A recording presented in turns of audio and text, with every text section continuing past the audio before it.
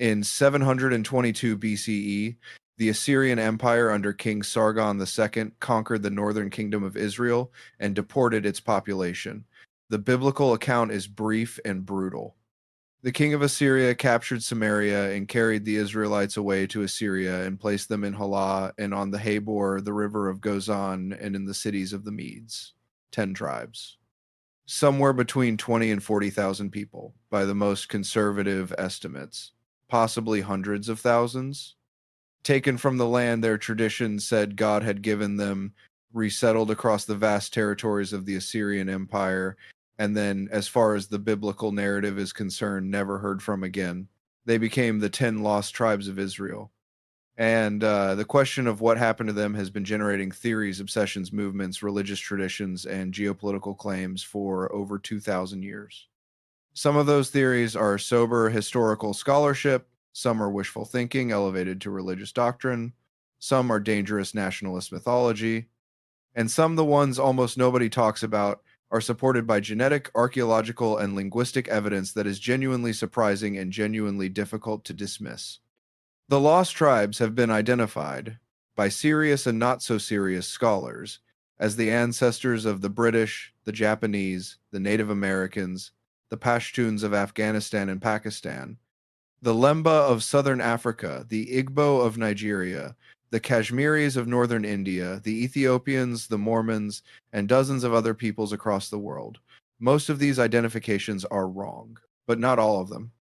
And the process of sorting the credible from the incredible, the evidence-based from the mythological, takes you through one of the most fascinating and most underexplored corners of ancient and modern history.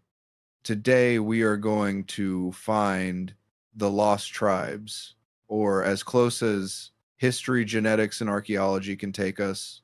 Welcome to Sacred Mysteries, where ancient secrets meet modern questions. To understand what happened to the 10 lost tribes, you first have to understand what the northern kingdom of Israel was and why its destruction was so different from the later destruction of the southern kingdom of Judah. After the death of Solomon, the unified kingdom of Israel split. The southern kingdom, centered on Jerusalem, was called Judah. It contained the tribes of Judah and Benjamin, the Davidic royal line, and the temple, the religious center of Israelite worship. The northern kingdom, containing the other 10 tribes, was called Israel. Its capital was Samaria. It was larger, more prosperous in agricultural terms, and more exposed to the major powers of the ancient Near East. It was also, in the theology of the biblical writers, who were Southerners writing from the perspective of Jerusalem, persistently and catastrophically unfaithful, building shrines to foreign gods, allowing the worship of Baal and Asherah, failing to maintain the exclusive worship of the God of Israel that the Deuteronomic tradition demanded. The Assyrian conquest of the northern kingdom in 722 BCE was not unique in the ancient world. The Assyrians were systematic practitioners of population transfer. It was a deliberate imperial policy move, conquered peoples away from their homelands to locations far enough away that organizing a return or a rebellion was practically impossible, while simultaneously settling other conquered peoples in the vacated territory. The Bible records exactly this happening in Samaria. After deporting the Israelites, the Assyrian king brought people from Babylon and from Cutha and from Ava and from Hamath and Sepharvaim and placed them in the cities of Samaria instead of the people of Israel. These incoming populations eventually intermarried with remaining Israelites and adopted elements of Israelite religion, producing the people later known as Samaritans, whom the returning Judeans after the Babylonian exile regarded with deep suspicion and hostility, as neither fully Israelite nor fully foreign. The Assyrian records themselves the Annals of Sargon II, preserved on cuneiform tablets, confirm the deportation. They record that Sargon II deported 27,290 inhabitants of Samaria. The number is specific, bureaucratic, the product of an imperial administration that counted its deportees. 27,000 people is not the entire population of the Northern Kingdom. Archaeological evidence suggests the total population was much larger, but it represents the elite, the military class, the administrative infrastructure, the people the Assyrians needed to remove to prevent effective resistance. The rest of the population remained in place to be ruled by Assyrian governors and eventually absorbed into the ethnically mixed Samaritan population. So the first historical truth about the lost tribes is this: most of them were not lost. Most of them stayed. They became Samaritans or were absorbed into the general population of the Assyrian and later Babylonian empires. The 10 tribes were not 10 cohesive ethnic groups who vanished simultaneously into the wilderness. They were a population that was partially deported, partially remained, and gradually dispersed and assimilated over the following centuries. But the partially deported population, the 27,000 plus, the elite families and military units carried off to Halah and Gozan and the cities of the Medes, what happened to them? This is where the historical record becomes sparse and the theories multiply. The Assyrian policy of deportation was designed to prevent the return of exiled populations, and it was generally effective. Unlike the later Babylonian exile, from which a significant portion of the Judean population did return to their homeland under the Persians, there is no biblical record of any significant return of the northern tribes. The prophet Ezekiel, writing during the Babylonian exile of the southern kingdom, prophesied a future reunification of north and south of Israel and Judah into a single nation under a Davidic king. This prophecy implies that, at least in the theological imagination of the exilic period, the northern tribes were somewhere capable in principle of being gathered again. But where? The most historically grounded answer is also the least dramatic. The deported Israelites resettled across the Assyrian Empire in small communities scattered among much larger non-Israelite populations, gradually assimilated. Over several generations, intermarriage with local populations, the absence of the temple and its priestly infrastructure, the distance from the land that was the central symbol of Israelite identity, all of these factors would have eroded the specific religious and ethnic identity of the deportees until they were indistinguishable from the surrounding populations. This is what happened to most exiled peoples in the ancient world. It is what happened to most of the northern Israelites. They did not go anywhere dramatic. They became Assyrians, then Babylonians, then Persians, then Greeks, then Romans. They assimilated. Their descendants are probably spread across the populations of the modern Middle East in proportions that no genetic testing can now disentangle. And this is the historical twist that makes the Lost Tribe story genuinely interesting, not all of them assimilated.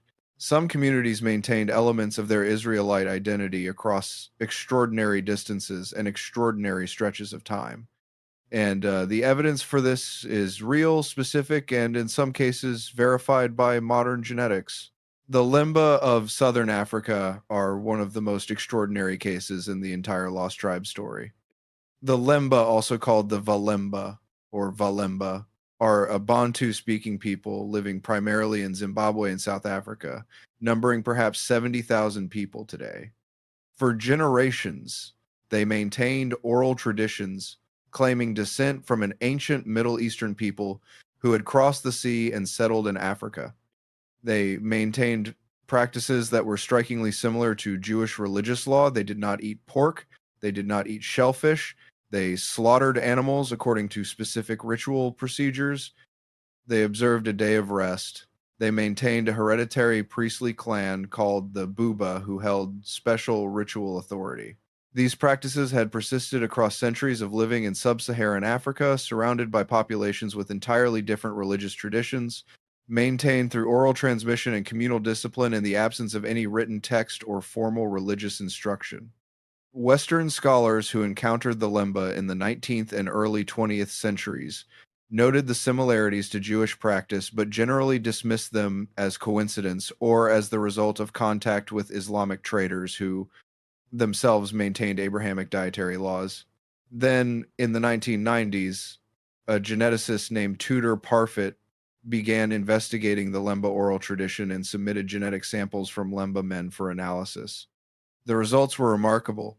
A significant proportion of Lemba men carried a Y chromosome marker called the Cohen modal haplotype, a genetic signature associated with Jewish priestly lineage, the Cohenim, at a rate comparable to or higher than that found in Jewish populations worldwide. The Buba clan, the Lemba's own priestly lineage, carried this marker at particularly high rates. This is not proof that the Lemba are descended from one of the 10 lost tribes. Genetics cannot tell you which tribe. But it is proof that a significant portion of Lemba men carry Y chromosomes that trace back to a Middle Eastern population with strong genetic overlap with Jewish priestly lineages. The oral tradition of the Lemba, dismissed for generations as mythological, turned out to be pointing at something real. They came from somewhere. And that somewhere has a genetic signature consistent with an ancient Israelite origin. The Pashtuns of Afghanistan and Pakistan present an equally fascinating case. The Pashtuns, who number somewhere between 40 and 60 million people and are the dominant ethnic group in Afghanistan, have maintained an oral tradition for centuries, claiming descent from the tribe of Bani Israel, the children of Israel. Specifically, many Pashtun tribal traditions trace their ancestry to Afghana, a grandson of King Saul, carried east after the Assyrian conquest. The Pashtun tribal code, the Pashtunwali, contains elements that scholars of Jewish law have noted bear striking resemblances to aspects of biblical law. Some Pashtun communities historically practiced male circumcision on the 8th day after birth, the specifically Jewish timing, as opposed to the prepubescent circumcision practiced in many other Muslim cultures. Some maintained dietary restrictions similar to Jewish kashrut even after their conversion to Islam. Some observed a day of rest on Saturday rather than Friday. And some Pashtun communities use Hebrew-sounding names for their tribal groupings that correspond to names of the Israelite tribes. Reubens for Reuben, Shinwaris possibly for Simeon, Levani for Levi, Yusufzai, meaning sons of Joseph. In 2010, a genetic study of Pashtun populations found that a significant proportion carried Y chromosome haplogroups consistent with Middle Eastern origin and with overlap with Jewish genetic signatures, though the study noted that the population mix was complex and could not establish a definitive Israelite origin. The genetic evidence for the Pashtuns is less clean than for the Lemba. But the combination of oral tradition, cultural practices, and genetic signals is striking enough that the claim cannot be simply dismissed. The Indian government of Israel has noted the Pashtun tradition with interest, though no formal recognition has been extended. The B'nai Menashe of northeastern India, a community of approximately 10,000 people from the Mizo and Kuki tribes of Manipur and Mizoram, represent one of the most recent and most contested lost tribes. Identifications. The B'nai Menashe claim descent from the tribe of Manasseh, one of the two half-tribes descended from Joseph. Their tradition holds that their ancestors were exiled from Israel by the Assyrians and migrated eastward over centuries through Persia, Afghanistan, and Tibet, eventually settling in the hills of northeastern India. Unlike the Lemba, the B'nai Menashe do not have pre-existing religious practices that resemble Jewish law. Their traditional religion was animist. The connection to Israel emerged primarily through an evangelical Christian revival in the region in the 19th century, during which community members read the Hebrew Bible and identified with the Israelites. In the 1950s, a local man named Halah reported a prophetic vision in which his people were told to return to the land of Israel. The movement grew. Rabbinical authorities in Israel investigated the community's claims. The result has been divided. Some rabbis have recognized the B'nai Menashe as likely descendants of one of the lost tribes and authorized conversion to Judaism. Others have been skeptical, noting the lack of preserved religious practice or genetic evidence comparable to the Lemba case. Several thousand B'nai Menashe have immigrated to Israel and undergone formal conversion. The Israeli government has, at various times, encouraged and discouraged this immigration, depending on political circumstances. The B'nai Menashe case illustrates the political dimension of lost tribes claims that is always present and rarely acknowledged. The identification of a community as descendants of the lost tribes has immigration implications, demographic implications, and territorial implications in the context of modern Israel and the Israeli-Palestinian conflict. Lost tribes claims are not purely historical. They are also political. And the politics of who gets to claim Israelite descent and what that claim entitles them to is a dimension of this story that deserves honest acknowledgement. The most culturally influential lost tribes theory in the English-speaking world is British Israelism, the belief which reached its peak popularity in the late 19th and early 20th centuries that the British people and their colonial descendants in America, Canada, Australia, and elsewhere are the literal biological descendants of the lost tribes of Israel. In its most fully developed form, British Israelism held that the tribe of Ephraim was the ancestor of the British in their Commonwealth, while the tribe of Manasseh was the ancestor of the Americans, fulfilling, in this reading, the blessing of Jacob in Genesis 48, where Jacob blesses Ephraim and Manasseh, saying that Ephraim's descendants would become a multitude of nations and Manasseh's would become a great nation, the British Empire as the multitude of nations, the United States as the great nation. This interpretation of history reached millions of people through popular books, through radio broadcasts, and through the Worldwide Church of God founded by Herbert W. Armstrong, which made British Israelism central to its theology and broadcast it across North America from the 1930s through the 1980s. It is almost entirely without historical or genetic foundation. The British population has no significant genetic connection to ancient Israelite populations, as modern genetic studies have conclusively shown. The linguistic connections that British Israelite writers claimed between English and Hebrew are philologically unsupported. The historical migrations proposed to explain how Israelite tribes reached the British Isles from the ancient Near East are archaeologically unattested. British Israelism is a theological wish dressed up as history, the desire of a dominant imperial power to see itself as God's chosen people written backward into the past. It is a myth, but it is a myth that generated real political consequences, including the Christian identity movement in the United States, which took British Israelism's racial theology in directions that are explicitly white supremacist and have been linked to real-world violence. The lost tribes mythology, when deployed in the service of racial or national supremacy, becomes genuinely dangerous.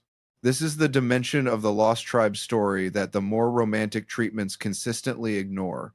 There is one more lost tribes claim that deserves serious attention, not because it is the most dramatic or the most widely known, but because it is supported by a combination of historical, cultural, and genetic evidence that makes it one of the strongest cases in the entire field. The Jews of Ethiopia, the Beta Israel, also known as the Falasha, represent a community whose connection to ancient Israelite religion predates the rabbinic tradition that shaped Judaism everywhere else in the world.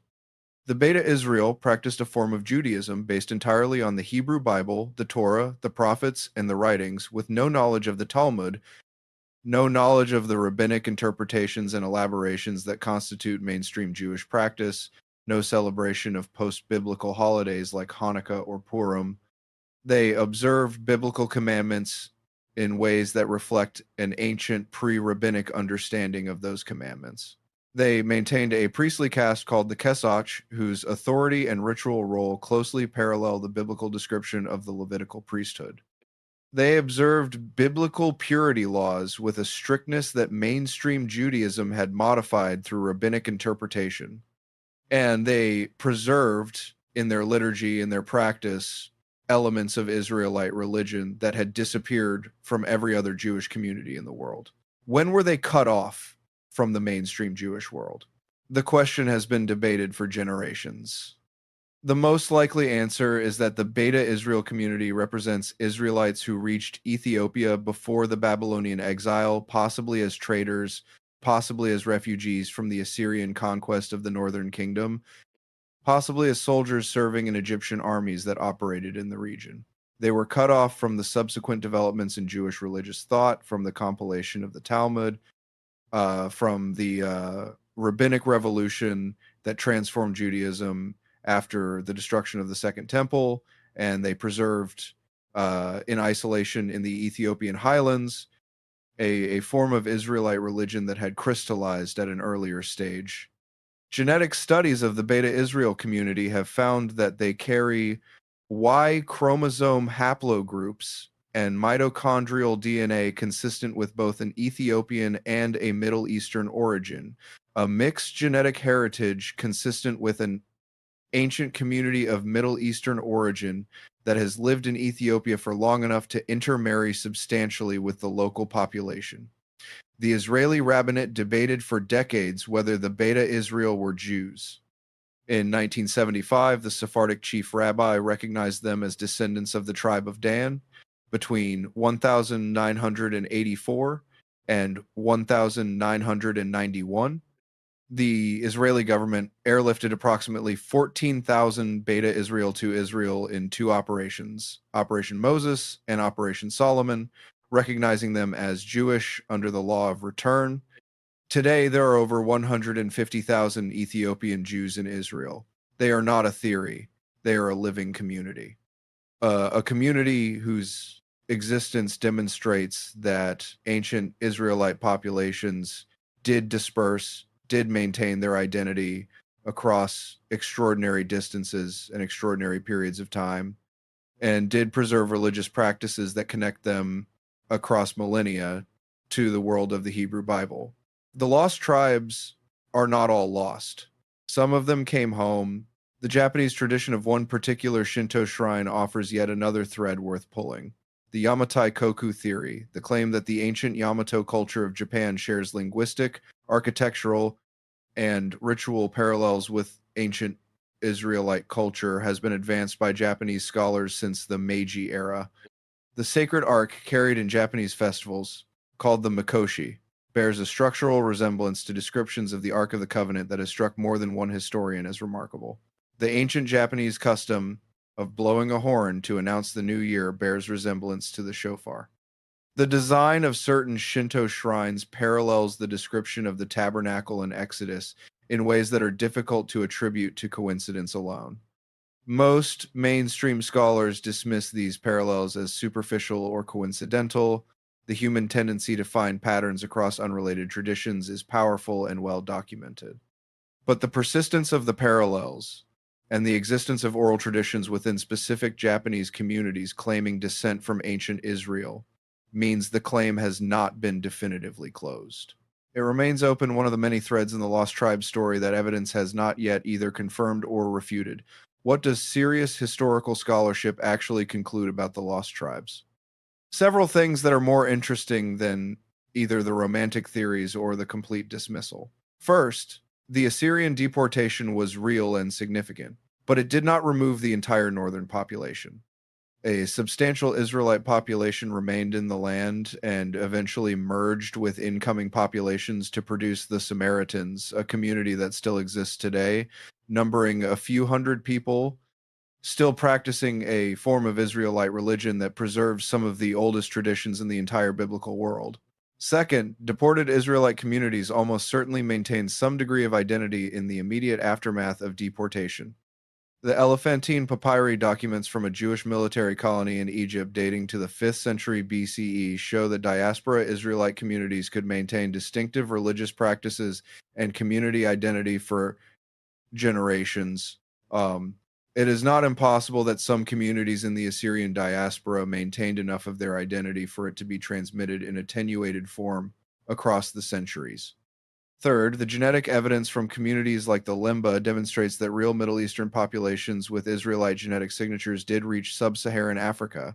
The mechanism, probably through trading networks across the Indian Ocean and Eastern Africa, is historically plausible, and the genetic evidence is real.